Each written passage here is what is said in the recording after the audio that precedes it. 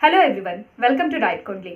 आज की इस वीडियो में मैं आपको इन्फॉर्मेशन दूंगी प्रोलैक्टिन टेस्ट के बारे में। इसके साथ ही साथ मैं आपको ये भी बताऊंगी कि अगर प्रोलैक्टिन हार्मोन की लेवल बॉडी में बढ़ गई तो क्या उसके कारण से इनफर्टिलिटी की शिकायत हो सकती है।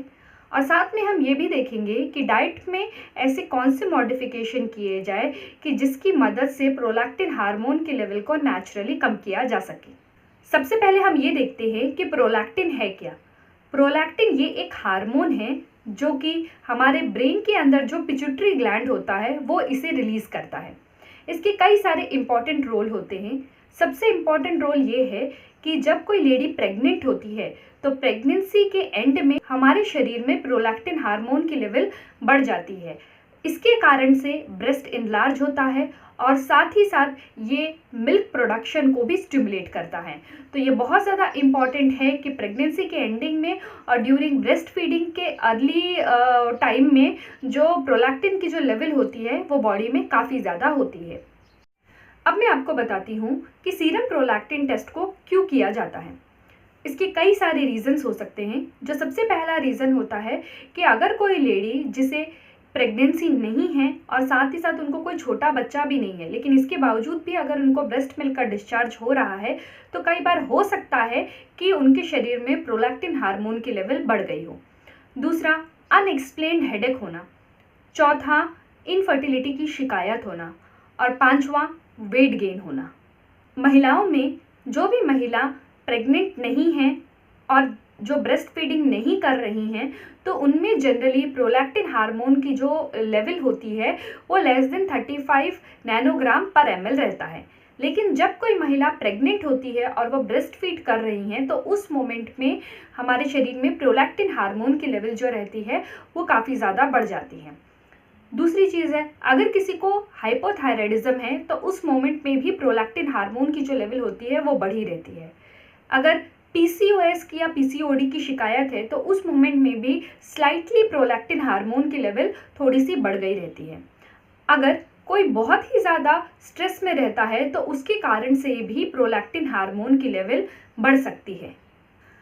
अब मैं आपको बताती हूँ कि अगर हाई प्रोलैक्टिन लेवल है तो क्या उसके कारण से प्रेगनेंसी कंसीव करने में परेशानी आ सकती है। स्टडीज़ में ऐसा देखा गया है कि अगर प्रोलैक्टिन की लेवल शरीर में ज़्यादा है तो ये हमारे ओव्यूलेशन साइकिल को डिस्टर्ब कर देता है।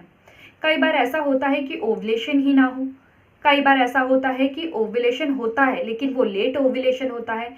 जो 14 दिन में ओव्यूलेशन 14-15 दिन में होना चाहिए तो वो 24वें-25वें दिन में होता है, जिसके कारण से पीरियड्स इरेगुलर हो जाते हैं। कई बार ओव्यूलेशन तो होता है लेकिन ओव्यूलेशन होने के बाद जो प्रोजेस्टेरोन हार्मोन हमारे शरीर में बढ़ना चाहिए वो नहीं बढ़ पाता है। तो प्रेगनेंसी आने के लिए और प्रेगनेंसी सस्टेनेबल रहने के लिए ये बहुत ज़्यादा ज़रूरी रहता है कि शरीर में जो प्रोजेस्टेरोन हार्मोन की लेवल है वो बढ़नी चाहिए। अगर प्रोजेस्टेरोन हार्मोन की लेवल नहीं बढ़ेगी तो उससे प्रेगनेंसी आएगी नहीं।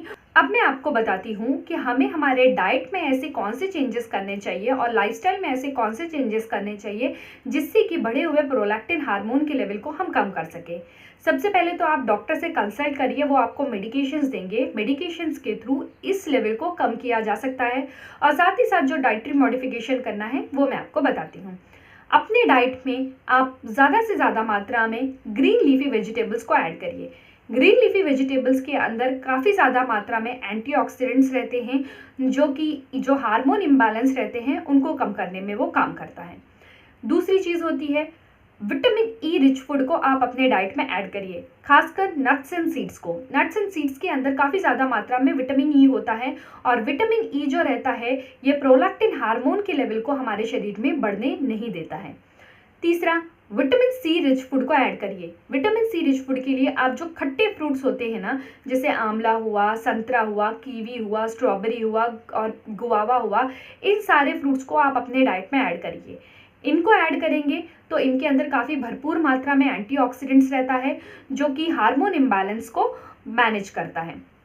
चौथी चीज़ जो आपको आपके डाइट में ऐड करना है वो है विटामिन B6 रिच फूड को आपको आपके डाइट में ऐड करना है। विटामिन B6 में आपको क्या क्या मिलेंगे? आपको ज़्यादा मात्रा में दालों को ऐड करना है, नट्स एंड सीड्स को लीजिए, ओमेगा 3 रिच जो फ़िश होते हैं आप उसको अपने डाइट में ऐड करिए।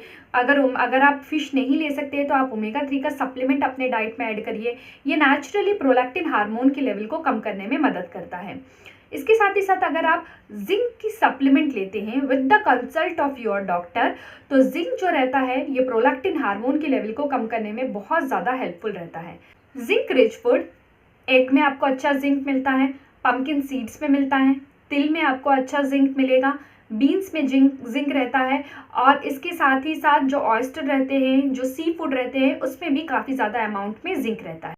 अगर आपको ये वीडियो इन्फॉर्मेटिव लगा हो तो like this video, subscribe to the channel, और आपके कोई क्वेश्चंस हो तो नीचे कमेंट बॉक्स पे ज़रूर लिखिएगा। Thank you.